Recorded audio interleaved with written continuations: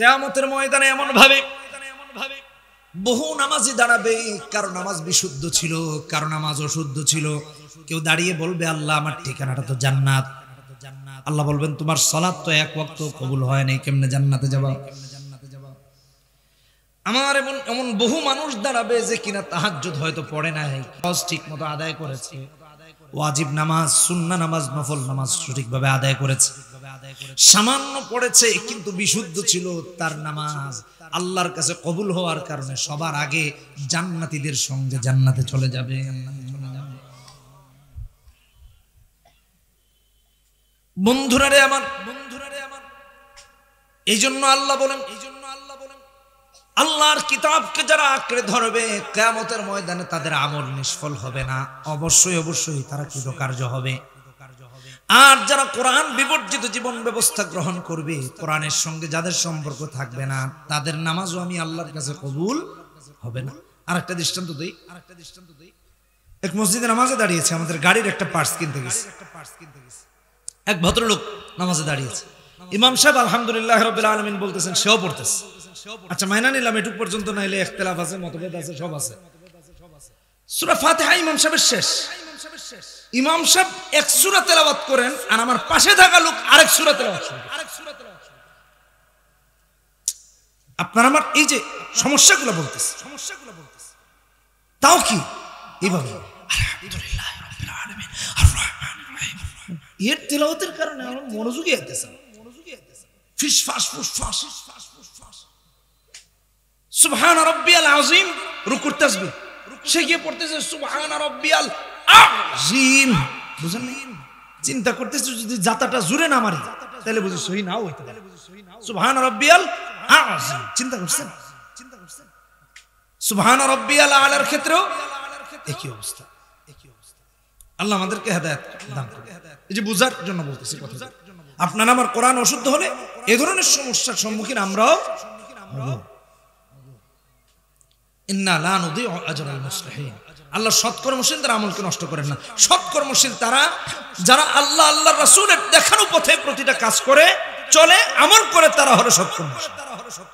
মনে থাকবে ভাইরা মান, মনে থাকবে ভাইরা মান। আল্লাহ তাআলা এই জন্য কোরআন পাঠিয়েছেন। কোরআন যদি আমরা এইভাবে পড়তে পারি, মানতে পারি, জানতে পারি, তাহলে আমাদের কাজে আসবে। কোরআনে কারীমের জন্য আলো, পৃথিবীকে আলোকিত করার জন্য আল্লাহ সূর্য যেমন করে দিলেন দিন আলোকিত করার জন্য, রাতকে আলোকিত করার জন্য দিলেন চাঁদ, আবার রাতকে সৌন্দর্যমণ্ডিত করার জন্য দিলেন তারকাপুঞ্জ। ভালো করে বুঝেন, রাত দিন আলোকিত হয়ে গেল, দুনিয়া আলোকিত হয়ে গেল। চাঁদ আর সূর্য দিয়ে আল্লাহ আলোকিত করে দিলেন, কিন্তু পরকালকে আলোকিত করার জন্য আমার আল্লাহ দিলেন কোরআন আর সুন্নাহ। পৃথিবীর রাত আর দিনগুলো যেভাবে আলোকিত হয় চাঁদ এবং সূর্য দিয়ে, ঠিক তেমনি ভাবে মুমিন বান্দা বান্দির তথা তামাম পৃথিবীর মানুষের দুনিয়া আখিরাতটা আলোকিত হয়ে যায় কোরআন সুন্নাহ দ্বারা। এই জন্য কোরআন পাঠিয়ে আল্লাহ রাসূলুল্লাহকে বলেছেন, কোরআন পাঠালাম আপনার উম্মতকে অন্ধকার থেকে যেন আলোর পথ দেখাতে পারেন। সূরা ইব্রাহিম প্রথম আয়াত, কিতাবুন আনজালনাহু ইলাইকা লিতুখরিজান নাসা মিনাজ যুলুমাতি ইলান নূর। কোরআন দিয়েছেন, সুন্নাহ দিয়েছেন আপনাকে আমাকে আলোকিত পথে পরিচালিত হওয়ার জন্য।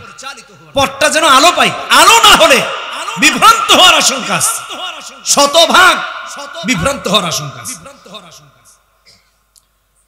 ভাই আমার একটা উদাহরণ, ধরুন আপনি এই জামালপুরের বাইপাস ধরে যাওয়া শুরু করছেন আপনার মোটরসাইকেল দিয়ে,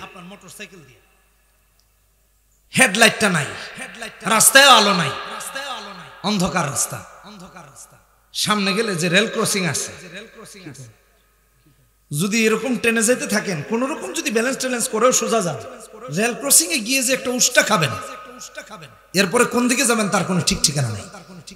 কথার কথা বলতেছি। ধরেন আপনি অন্ধকার পথে হেঁটে হেঁটে যাচ্ছেন, রাস্তায় একটা সাপ এপার থেকে ওপারে পার হইতেছে, বুঝেন ভালো করে। আপনি ভুলে সাপে না দেখে, কারণ অন্ধকার তো লেজে পাড়া দিয়ে দিছেন, সাপ বলবে যে স্যার আজকের মতো জানগা, আগামীকালকে পাইলে আপনার একটা ব্যাপার স্যাপার হবে নাকি, নাকি ফুস করে দিবে একটা, কথা বলেন না, কামড় দিয়ে দিবে, সাপ কাটবে। ভালো করে বুঝেন। ঠিক তেমনি ভাবে আপনি যদি অন্ধকার পথে চলেন, যেখানে গোবর আছে, আপনি হেঁটে হেঁটে যাইতেছেন, গোবরে পাড়া দিয়া পিছলা খায় মাথা ফেটে হসপিটাল, হতে পারে কি পারে না? জোরে বলেন। অবশ্যই হতে পারে। আমার ভাইয়েরা, আমার বন্ধুরা, অন্ধকার পথে যেমন পথিক চললে পরে আলোবিহীন রাস্তায় হোঁচট খাওয়ার সম্ভাবনা থাকে, পড়ে যাওয়ার সম্ভাবনা থাকে, সাপে কামড় দেওয়ার সম্ভাবনা থাকে, ঠিক তেমনি ভাবে কোরআন আর সুন্নাহ হলো আলো। কোরআন আর সুন্নাহ যার জিন্দেগিতে আছে, কোরআন আর সুন্নাহের আলো দিয়ে দেখে দেখে সে আল্লাহর জান্নাতে চলে যায়। যেমনি ভাবে পথিকের হাতে যদি আলো থাকে অথবা রাস্তায় যদি লাইট থাকে, লাইটের আলো দেখে দেখে যেরকম নিরাপদে গন্তব্যে পথিক পৌঁছে যায়, মুসাফির পৌঁছে যায়, আপনি আর আমি পৌঁছে যাই, ঠিক তেমনি ভাবে কোরআন আর সুন্নাহর জ্ঞান যার মাঝে আছে, যার অন্তর, যার জিন্দেগিটা কোরআন সুন্নাহর আলো দিয়ে আলোকিত হয়ে যায়, সে কোরআন আর সুন্নাহর আলো দিয়ে পথ দেখে দেখে দুনিয়া, কবর, মিজান, পুল সিরাতের পুল পার হয়ে আল্লাহর জান্নাতুল ফিরদাউসের মেহমান হয়ে যায়। এ হলো আলো আর আধারের আলোকিত জিন্দেগি আর অন্ধকার জিন্দেগি। বিশ্বাস করুন, সব শিক্ষা জাতির মেরুদণ্ড নয়, একমাত্র সুশিক্ষাই জাতির মেরুদণ্ড। ঠিক কিনা বেটি? জোরে বলেন। ভেড়ামার এই জন্য মাদ্রাসায় পড়াবে সন্তানদেরকে। বিশ্বাস করুন, নিজে পড়ুন, সন্তানদেরকে পড়ুন, খুবই গুরুত্বপূর্ণ। কোরআন না পড়ার কারণে, কোরআন না শেখার কারণে একটা প্রজন্ম আমাদের মাঝে নাস্তিক তৈরি হচ্ছে, যারা মসজিদে আজান হতে দেয় না, যারা আলেমদের বিরুদ্ধে দাঁড়িয়ে যায়, যারা কোরআনের বিরুদ্ধে দাঁড়িয়ে যায়। গত রমাদানে আমি আমার মসজিদে কঠোর ভাষায় তার প্রতিবাদ করেছিলাম। আমি বলেছিলাম, জানি না আজকের জুমার পর আমার স্থান কোথায়, আল্লাহ যেখানে রেখেছেন সেখানে, কিন্তু এই কথা না বলা আমার পক্ষে খেয়ানত করা, বলতেই হবে আমাকে। গত রমাদানে আপনারা দেখেছেন, কোরআন নাজিলের মাসে ঢাকা বিশ্ববিদ্যালয়ে কোরআন তেলাওয়াত করার কারণে কারি সাহেবকে রক্তাক্ত করা হয়েছে। এই গত রমাদানের কথা বলতেছি। এরা কারা? আপনার আমার সন্তান, নয়তোবা আপনার আমার ভাই, নয়তোবা আপনি আমি এই কাজ করেছি। কিভাবে এর দায় এড়াবে? পত্রিকাগুলোতে ছাপা হয়েছে 16 বছর মসজিদে আজান হয়নি। ফজরের আজানে নাকি ওদের ঘুমে ডিস্টার্ব হয়, আজান দিতে দেয়নি। কি আজব ব্যাপার, চিন্তা করেছেন? এটা কি? ও সপ্তম আকাশের কথা কইতাছি না? সপ্তম আসমানে যে একটা মসজিদ আছে, ওইটা আজান হয়নি না? বুঝেন নাই মনে হয়। ঢাকা বিশ্ববিদ্যালয়ের মসজিদে আজান হতে দেওয়া হয়নি। আমার বাসা ঢাকা বিশ্ববিদ্যালয়ের পাশে। আমি দেখেছি বিগত দিনগুলোতে প্রায় প্রতিটা জায়গায় হলে পূজার আয়োজন হয়েছে, কিন্তু কোরআনের আয়োজনে কেন হামলা হয়? এর উত্তর কেউ আমাকে দিতে পারবে? কেন এগুলো করা হয়েছে? একটা ইসলাম বিদ্বেষী প্রজন্ম তৈরি করা হচ্ছে, কোরআন থেকে দূরে রাখে, ইসলাম থেকে দূরে রাখে। বিশ্বাস করুন, কারণ হলো কোরআন তেলাওয়াত করলে ঈমান বাড়ে, কোরআন পড়লে ঈমান বাড়ে, কোরআন শুনলে ঈমান বাড়ে। আর কোরআন থেকে যখন মুমিনদেরকে বিচ্ছিন্ন করে দেওয়া যায়, তখন সমাজে কোরআন বিদ্বেষী তৈরি হয়। এই জন্য ওদের এজেন্ডা হলো কোরআন তেলাওয়াত করতে দেওয়া যাবে না, কোরআনের সাথে দূরত্ব তৈরি করা। মাথায় রাখুন কথাগুলো, মুসলমানের বাচ্চা হলে মাথায় রাখুন। আমরা বলি আপনারা পূজা করেন, অসুবিধা নাই, ঠিক তেমনি ভাবে কোরআন তেলাওয়াতে বাধা দেওয়ার অধিকার আপনার নেই। কে কোরআন তেলাওয়াত করবে এটা তার ইচ্ছা। বিশ্ববিদ্যালয়ে হিজাব পরে হিতা মা বোনদেরকে হয়রানির শিকার করা হয়, হয়রানি করা হয়, তাদেরকে কত কিছু করতে হয়। বিমান বাহিনীর এক ভাই আমার মসজিদে জুমা পড়তে এসেছেন, জুমার পর বলতেছেন, হুজুর খুব বিপদে আছি। কানে কানে বলতেছেন, হুজুর আমরা তো কয়েকজন আসছি, সাথে আমার আরেকজন আছে, কিন্তু উনাকেও বলা যাবে না। আমার কানে কানে বলতেছে, এই যে দাড়ি রাখছি, অনুমতি নিয়ে রাখা লাগছে। চিন্তা করছেন, আমার ধর্ম মানবো, দাড়ি রাখলে অনুমতি নিয়ে রাখা লাগে, কিন্তু আপনার ল্যাংটা হইলে অনুমতি লাগে। আহাম্মক কথাকার, কি অবস্থা আপনার আমার চিন্তা করে। ভাই দুঃখ করে বলতেছিলেন যে মসজিদে যাই, একটু যদি আগে যাই এবং নামাজের পরে যদি একটু কোরআন তেলাওয়াত করি, একটু বেশি সময় কেন লাগলো? এই জন্য জবাবদিহিতা করা লাগে, নজরদারিতে রাখে যে সলিমউদ্দিন মসজিদে গিয়ে কি করতেছেন। এই হলো আমাদের প্রশাসনকে এরকম করা হয়েছে। এগুলো কারা করায়? কোন দল করেন আপনারা? একটু ভালো করে মাথায় রাখেন। আবার কারা আসবে? স্বাধীনতার 50 বছর পার হয়ে গেছে, এগুলোই হইতেছে আমাদের দেশে। এই দল আসুক, ওই দল আসুক, সবাই খেলে আইসা ইসলামের উপর আক্রমণ, ইসলামের উপর আক্রমণ, ইসলামের উপর আক্রমণ। দাড়ি নিয়ে সমস্যা, মাদ্রাসা নিয়ে সমস্যা, টুপি নিয়ে সমস্যা, এটা নিয়ে সমস্যা, ওইটা নিয়ে সমস্যা। আমি স্পষ্টভাবে এই কথা বলতে চাই, আপনাদেরকে সাক্ষী রেখে শুধু মাহফিলে এখানে শুনে এই কান দিয়ে ঢুকি ওই কান দিয়ে বের হয়ে গেলে চলবে না। এখন আমাদের দাবি একটাই, যে সমস্ত ইসলামিক দলগুলো এক হতে হবে, কাঁধে কাঁধ রেখে সমস্ত বাতিলের বিরুদ্ধে প্রতিরোধ গড়ে তুলতে হবে। ঠিক কিনা বেঠিক হবে?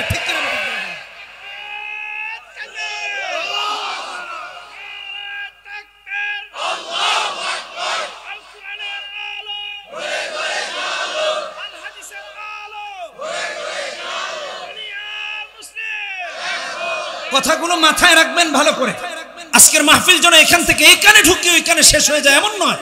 এটা অনেক বড় দাওয়াত। কার সাথে আপনার আকীদা কত ভেদাভেদ আছে এটা এক জায়গায় রাখেন। আপনি যখন অন্যান্য অন ইসলামিক দলের সাথে যখন ঐক্য করেন তখন তো খুঁজেন না এর আকীদা কি, ওখানে আকীদা এত খুঁজেন, বুঝেন নাই? কখনো ভ্যান গাড়িতে উঠলে চিন্তা করেন এটা কার? আর ইসলামের ক্ষেত্রে যেখানে আল্লাহ বারবার বলছেন ঐক্যের কথা, রাসূল বলেছেন ঐক্যের কথা, একটা অনৈক্যের কথা কোথাও নাই। এই ব্যাপারে খালি দেখে যে টুপিটা কালো, না এর লোক ঐক্য করা যাবে না। বুঝেন নাই কথাটা?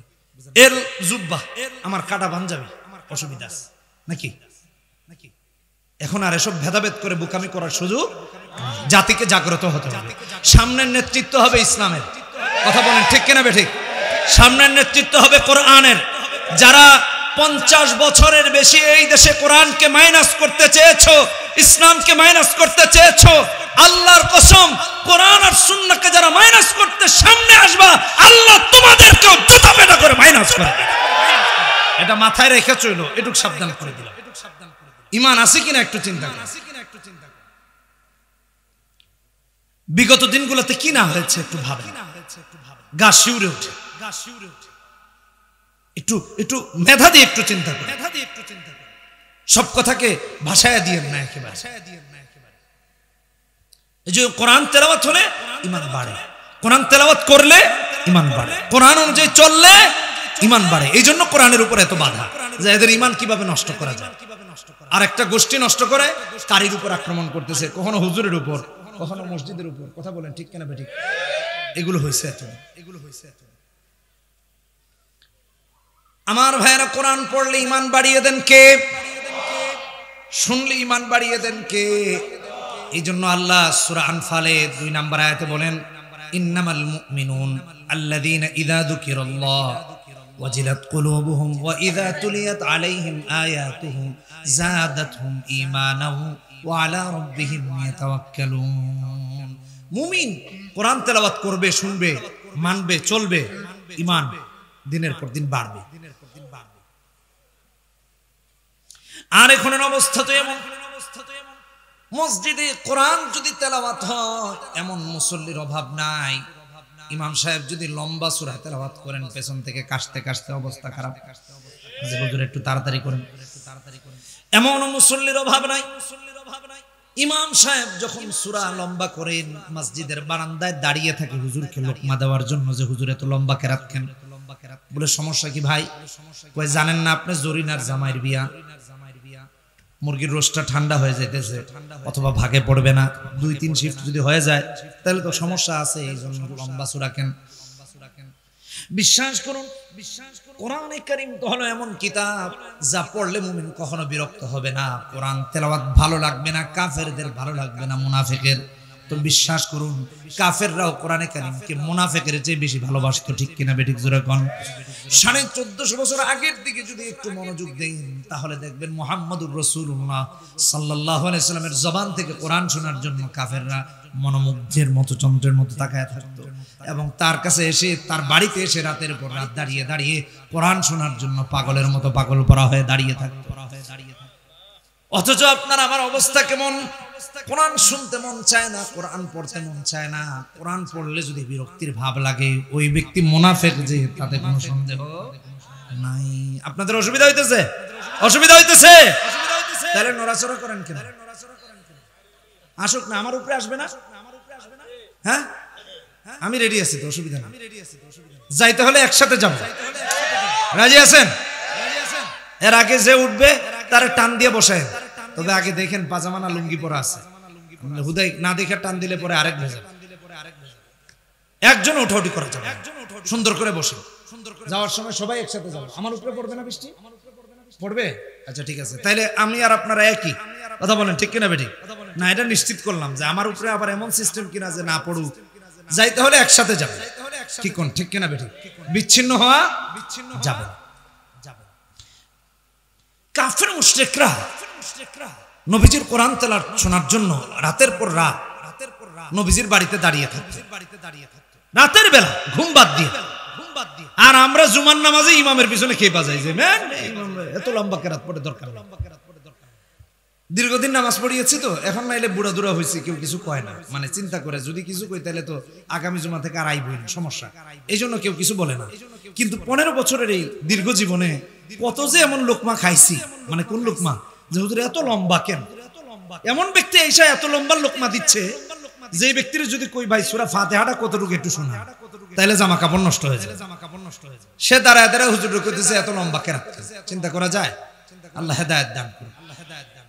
নবীজির বাড়ির কোরআন তেলাওয়াত শোনার জন্য কাফেররা ঘেরাও করে শুনতেন রাতের বেলা। সুবহানাল্লাহ। মুফতি আমিনী রাহমাতুল্লাহ আলাইহি একটা কিতাব লিখেছেন, আমাদের জাকির ভাই আমরা একসাথে লালবাগে পড়েছি, আর আমাদের মাওলানা সাহেবরা আসছে একসাথে, ওই যে ইলিয়াস ভাই একসাথে আমরা পড়েছি লালবাগে, বুঝার জন্য বলতেছি। কাফেররা নবীজির বাড়িতে দাঁড়িয়ে দাঁড়িয়ে কোরআন শুনতে শুনতে সারা রাত পার করে দিত। সুবহানাল্লাহি ওয়া বিহামদিহি।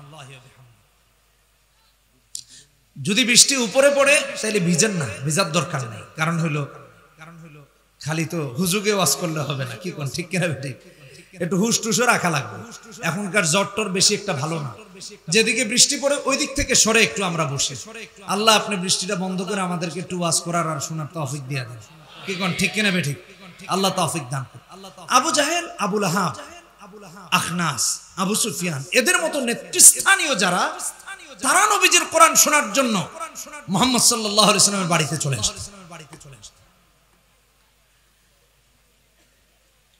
এতজন উঠাউঠি করেন কেন? যেখানে বৃষ্টি পড়ে না সেও দেখি উঠে। হ্যাঁ, বৃষ্টি কি বেশি পড়তেছে? চলবে ওয়াজ চলবে, সত্যি। একই স্টোরিটা, ঘটনাটা সিরাতে ইবনে হিশামে এসেছে, প্রথম খণ্ডে 315 নম্বর পৃষ্ঠায়।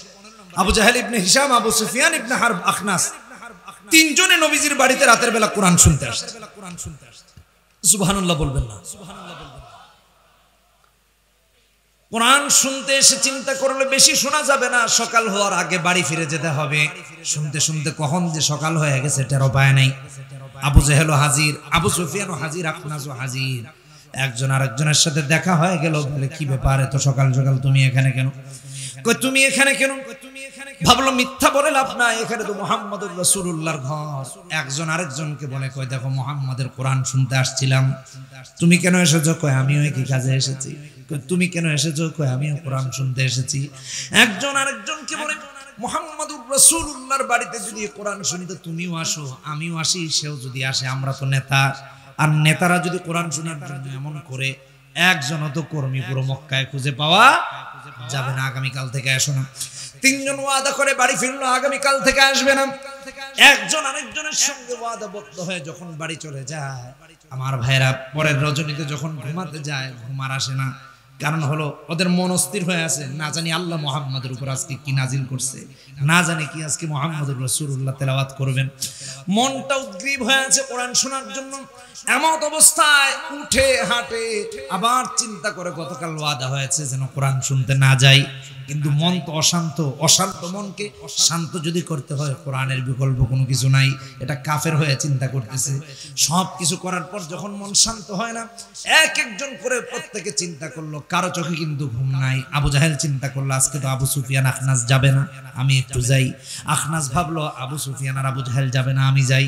আবু সুফিয়ান ভাবলেন এমনটা, আখনাস ভাবলো এমনটা, আবু জাহেল ভাবলো এমনটা। তিনজনের মুখে মনে একই চিন্তা এসে তিনজনই এসে মুহাম্মদুর রাসূলুল্লাহর বাড়ি আজও ঘেরাও করে দাঁড়িয়ে কোরআন শুনে চিন্তা করলো আজকে বেশি রাত করা যাবে না, সামান্য শুনে বাড়ি চলে যাব।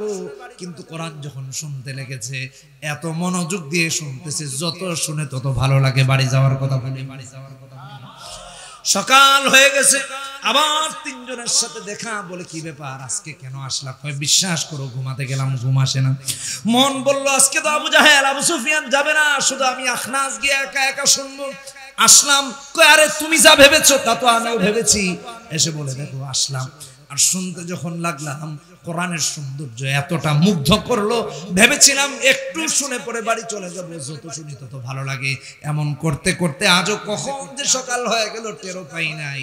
এই জন্য বাড়ি যাওয়ার কথা ভুলে গেছি, দেখা হয়ে গেছে। তিনজনের বক্তব্য সেম। এখন একজন আরেকজনের সঙ্গে ওয়াদা করে আমরা এমন করে আসলে আমাদের তো কেউ কর্মী থাকবে না, আগামীকাল থেকে আর আসা যাবে না। আল্লাহকে আগামীকালও তোদের মনটাকে অশান্ত করে দেব কোরআন শোনার জন্য। আবার যখন পরের রজনীতে আবার ঘুমাতে গেল, ঘুম আসে না, অশান্ত মন নিয়ে আবার শান্ত করতে মুহাম্মাদের বাড়িতে এসে হাজির, সাল্লাল্লাহু আলাইহি ওয়াসাল্লাম কোরআন শোনার জন্য এসে হাজির হয়ে গেছে। শুনতে শুনতে বেকুল, সকাল হয়ে গেছে। একজনের সাথে আরেকজনের দেখা, বলতেছে কি ব্যাপার? কোনো ওয়াদা, কোনো প্রতিশ্রুতি, কোনো কমিটমেন্ট আমাদেরকে মুহাম্মদ থেকে দূরে রাখতে পারতেছে না। কে আমাদেরকে রুখবে এখানে আসা থেকে? ভয় পেয়ে গেছে সবাই। একজন আরেকজনকে বলতেছে না এমনটা হইতেই পারে না। আচ্ছা বলো তো দেখি আমরা কিভাবে এখানে এসে এরকম মুগ্ধ হচ্ছি, আকর্ষণ, কোরআনের আকর্ষণ আমাদেরকে টেনে নিয়ে আসছে। কারণ সবাই মিলে কারণ খুঁজে পেয়েছে। একজন আরেকজনের সাথে শেয়ার করতে লাগলো, কয় দেখো আমরা মুহাম্মদকে কেউ বলি পাগল, নাউজুবিল্লাহ, কেউ বলি জাদুঘর, কেউ বলি গণক, কেউ বলি উদ্ভ্রান্ত বিভ্রান্ত, অনেক কিছু। বিশ্বাস করো মুহাম্মদুর রাসূলুল্লাহ যা বলেন এটা যদি আল্লাহর কালাম না হতো এত সুন্দর কখনো হতো না। আল্লাহু আকবার, চিৎকার দিয়ে বলি আল্লাহু আকবার। কাফের হয়ে যারা পুরো দুনিয়ার কাফেরদের লিডারশিপ নিয়েছিল, নেতৃত্ব দিয়েছে, তারা মুহাম্মদ সাল্লাল্লাহু আলাইহি ওয়াসাল্লাম কোরআন শোনার জন্য পাগল। আর আমাদের মসজিদে গিয়ে আত্তু খায়রা হুজুরকে লুকমা দে, হুজুর এত লম্বা কেরাত কেন পড়ছে? জুমার নামাজের মাসনুন কেরাত কি তাকে জিজ্ঞেস করলে পাওয়া যাবে? বুঝেন নাই? একজন লোকমা দিছে কিছুদিন আগে। আচ্ছা হুজুর প্রায় সময় খালি সাব্বিহ ইসমা রাব্বিকাল আলা পড়ে কেন, আর কোন সূরা বুঝি পারে না? হুজুর মনে হয় মূর্খ, বুঝেন নাই কথা। মাসনুন কেরাত যে জুমায় পড়া এটা তার নলেজ নেই। সূরা জুমআ, সূরা মুনাফিকুন, গাশিয়া, সূরা আলা, কোথায় আছি আপনি আর এজন্য দেখবেন মাঝে মাঝে হুজুররা হক কথা বললে কয় হুজুর এই ওয়াজ করেন না, ওই ওয়াজ করেন না, এটা করেন না, ওইটা করেন না। কি কোন কয় কিরে আজানে নাই ভাই আমার, সে বলার কে? শুনেন অনেকে অনেক কথা বলে আপনাদের। এখন তো আর ওনারা মন্ত্রী টন্ত্রী নাই, মানে আমার আর পাওয়ার তো দেখানোর কোনো উপায় নাই, তাই না? এজন্য বলতেছি, মানে আমি যে পাওয়ার দেখাবো কাউরে দেখাবো। হুজুর কই নিয়ে আসেন না, আসছেন না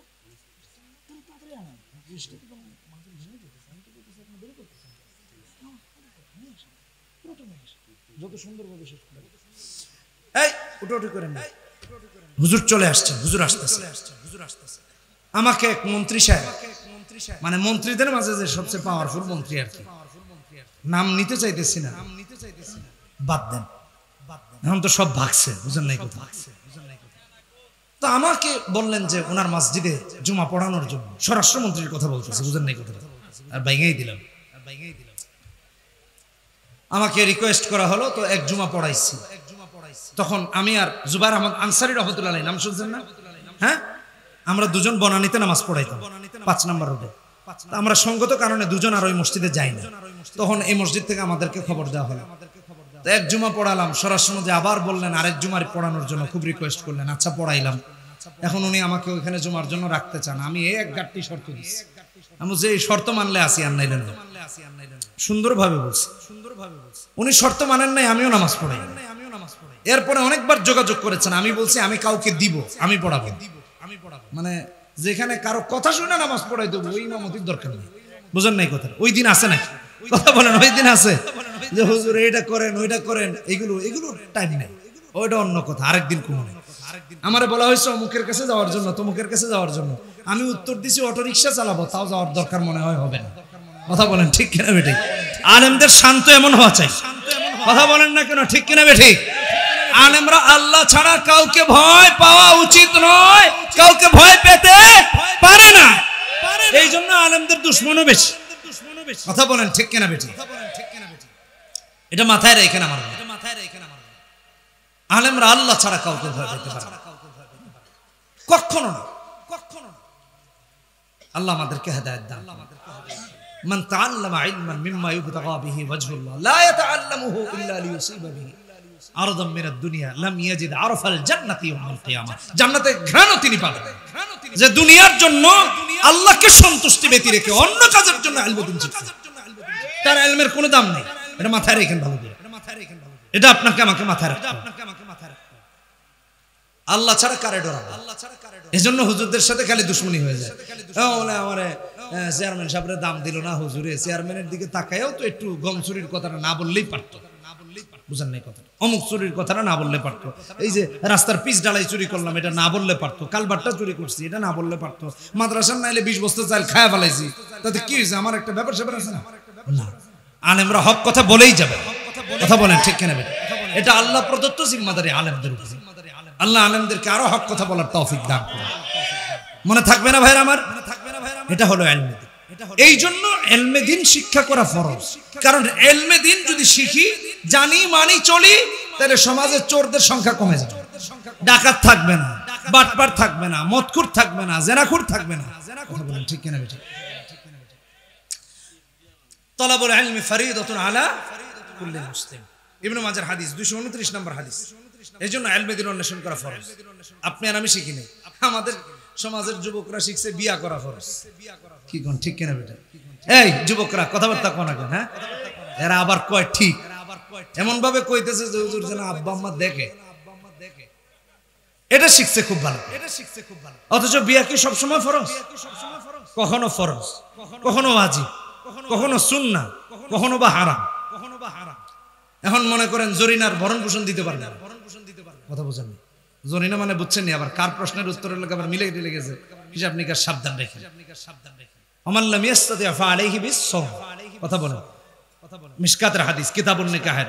সে রোজা রাখবে, তার বিয়ে করার দরকার নেই। ফিজিক্যালি ফিট না, অর্থনৈতিকভাবে স্বাবলম্বী না, ভরণ পোষণ দিতে পারবে না, তাহলে আরেকজনের মেয়ের এনে কষ্ট দিবে কেন? তার তো বিয়ে করার দরকার নেই। বুঝেন নাই? এই জন্য এই ফতোয়া খুব ভালো করে দেন। কিন্তু ইলমে দ্বীন শিক্ষা করা, কোরআন শেখা ফরজ, এই ফতোয়া কেউ জানি না। এটারে বিয়ার আড়ালে চাপা দিয়ে দিস। আল্লাহ হেদায়েত দান করুন। আমি ইলমে দ্বীন শিখবো তো ইনশাআল্লাহ, শিখবো তো ইনশাআল্লাহ। যে ইলম শিখে আল্লাহ তার মর্যাদাকে আকাশচুম্বী বানায় দেন। সূরা মুজাদালাতে 11 নম্বর আয়াতে আল্লাহ বলেছেন, ইয়ারফাইল্লাহু আল্লাযীনা আমানু মিনকুম ওয়াল্লাযীনা উতুল ইলমা দারাজাত। আল্লাহ আকাশচুম্বী মর্যাদার অধিকারী বানায় দেন। সমাজে তার ব্যক্তিত্ব, মর্যাদা, শ্রেষ্ঠত্ব আল্লাহ কোরআনে উল্লেখ করেছেন এবং বলেছেন, ফাসআলু আহলা যিকরি ইন কুনতুম লা তা'লামুন। সূরা নাহলে 43 নম্বর আয়াত।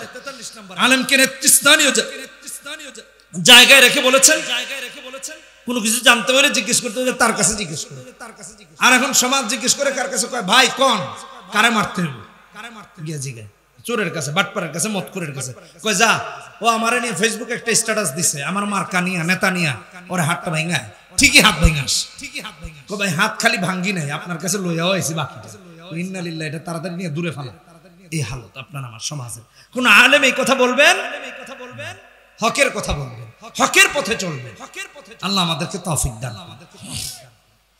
এই জন্য সমাজের নেতৃত্ব দিবেন হক্কানি আলেম। জোরে বলেন কে? হক্কানি আলেম নাকি দরবারি?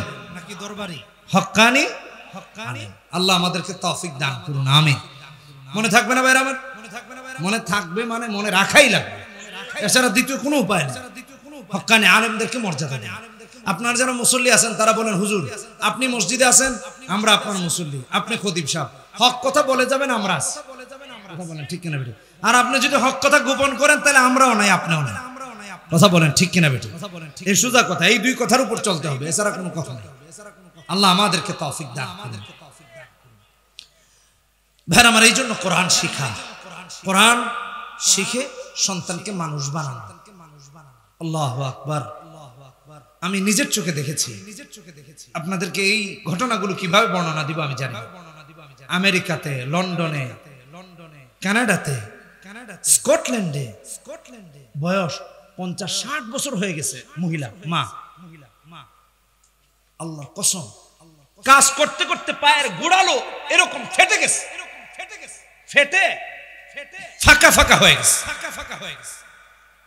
লাথি ডে, থাপ্পড় ডে, বুঝলেন কত day, Valentine's day, mother's day, father's day, আবার নাকি একটা ডে আছে কিস ডে।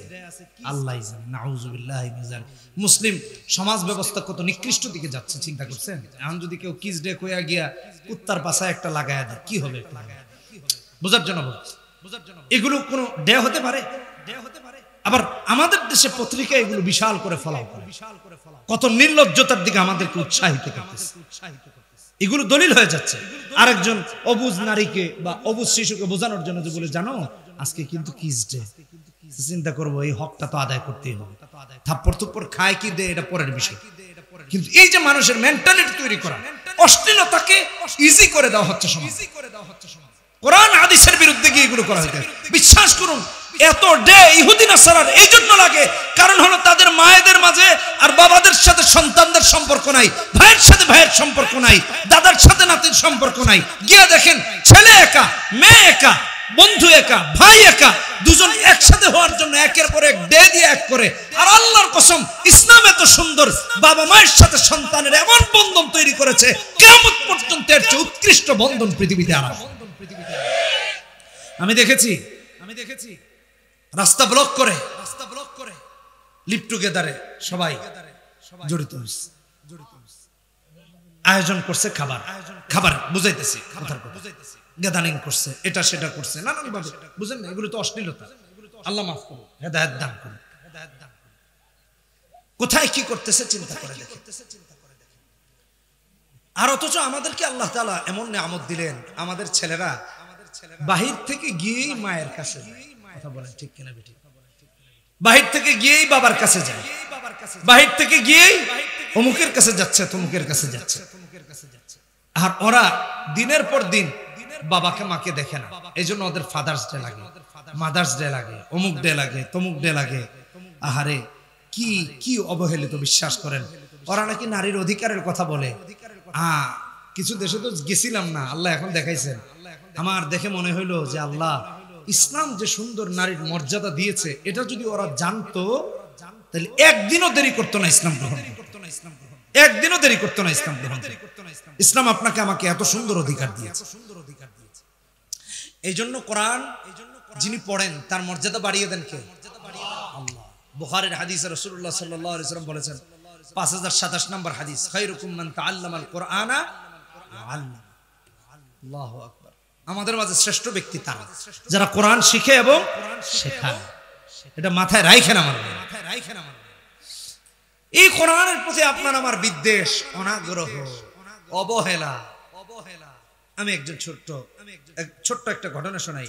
বড় সাহাবী, যিনি রাইসুল মুফাসসিরিন, সমস্ত মুফাসসিরদের কিয়ামত পর্যন্ত যারা আসবে সবার যিনি প্রিন্সিপাল নেতা, আব্দুল্লাহ ইবনে আব্বাস রাদিয়াল্লাহু তাআলা আনহু। সুনানে দারমির মধ্যে আসছে 590 নম্বর হাদিসে এসেছে। আব্দুল্লাহ ইবনে আব্বাস রাদিয়াল্লাহু তাআলা আনহু ইলম তথা দ্বীন শেখার, রাসূলুল্লাহর কথা জানার এত পিপাসা ছিল তার মাঝে। যদি শুনেছেন 500 কিলোমিটার দূরে একজনের কাছে একটা হাদিস আছে, উনি যেটা জানেন না তার কাছে কি হাজির হয়ে যেতেন যে এই হাদিসটা আমার জানা না। আর আমরা আমাদের এলাকায় মাদ্রাসা রেখে আসি, বাড়িতে কোরআন রেখে পড়ি না। যুবক ভাইয়েরা আমার, কলিজার টুকরা বাবারা আমার, মনোযোগ দিয়ে শুনেন। এমন একজনের বাড়িতে হযরত আব্দুল্লাহ ইবনে আব্বাস গেলেন। সাধারণ কোন মানুষ নন তিনি। একদিক দিয়ে তিনি হলেন রাইসুল মুফাসসিরিন, অন্য দিক দিয়ে তিনি হলেন নবীজির চাচাতো ভাই আব্দুল্লাহ ইবনে আব্বাস, আবার তিনি নবীজির সাহাবী। একজনের বাড়িতে গেলেন, তার কাছে জানতে পারলেন একটা হাদিস আছে, গিয়ে নক করলেন, ভেতর থেকে উত্তর আসলো অপেক্ষা করুন। কারণ হলো ঘরের ভিতরে যিনি, তিনি চিনতে পারেন নাই যে আব্দুল্লাহ ইবনে আব্বাস। আব্দুল্লাহ ইবনে আব্বাস রাদিয়াল্লাহু তাআলা আনহুমা ক্লান্ত দেহ নিয়ে চিন্তা করলেন, এখানে এতক্ষণ দাঁড়িয়ে দাঁড়িয়ে অপেক্ষা কেমনে করি, যেহেতু যার ঘরে আসলাম তার যেহেতু বের হতে দেরি হচ্ছে, তিনি বিছানা বিছায় শুয়ে পড়লেন। বাতাস বালুগুলোকে উড়িয়ে উড়িয়ে এনে আব্দুল্লাহ ইবনে আব্বাসের উপরে যখন ছেয়ে দিচ্ছে, ফেলে দিচ্ছে, ছড়িয়ে দিচ্ছে, আব্দুল্লাহ ইবনে আব্বাস ঘুমায় গেলেন। ঘরে যিনি আছেন তিনি বের হয়ে দেখলেন ইনি তো আর কেউ না, আব্দুল্লাহ ইবনে আব্বাস, যিনি রাইসুল মুফাসসিরিন, যিনি নবীজির সাহাবী, যিনি নবীজির চাচাতো ভাই। কান্নায় ভেঙে পড়লেন আর বলতে লাগলেন, আহারে আব্দুল্লাহ ইবনে আব্বাস, আপনি নবীজির চাচাতো ভাই, নবীজির সাহাবী, আপনি আমার বাড়িতে এসে এইভাবে শুয়ে আছেন। আমি যদি চিনতাম কখনো এমনটা হতে দিতাম না। আর আব্দুল্লাহ ইবনে আব্বাস বুঝাইছেন, দ্বীনকে শিখতে হলে, কোরআনকে শিখতে হলে, রাসূলুল্লাহ সাল্লাল্লাহু আলাইহি সাল্লামের ওয়ারিস হতে হলে অহংকারী নয় বরং এমন বিনয়ী হওয়া লাগে। আল্লাহু আকবার, জোরে বলি আল্লাহু আকবার। নিজেদেরকে কিভাবে উৎসর্গ করে দিয়েছিলেন। আর আমরা নিজের পাড়ায় পাড়ায় মাদ্রাসা আছে যাই না, বাচ্চাদেরকে দেই। যদি দিতাম তাহলে এক একজন হক্কানি আলেম পাড়ায় পাড়ায় তৈরি হতো। আমি তো আমার মসজিদে সবসময় বলি, আপনাদেরকেও বলতেছি, মাহফিলেও বলি, যে এলাকার সব থেকে প্রভাবশালী ব্যক্তি যদি মসজিদের খতিব হইতেন তাহলে এলাকায় কোন ধরনের অশালীনতা চলত না, সব অশ্লীলতা বন্ধ হয়ে যেত। কিন্তু আমরা এটা পারি না। আল্লাহ আমাদেরকে হেদায়েত দান করুন। এটা খুবই প্রয়োজন, আমাদের খুবই প্রয়োজন।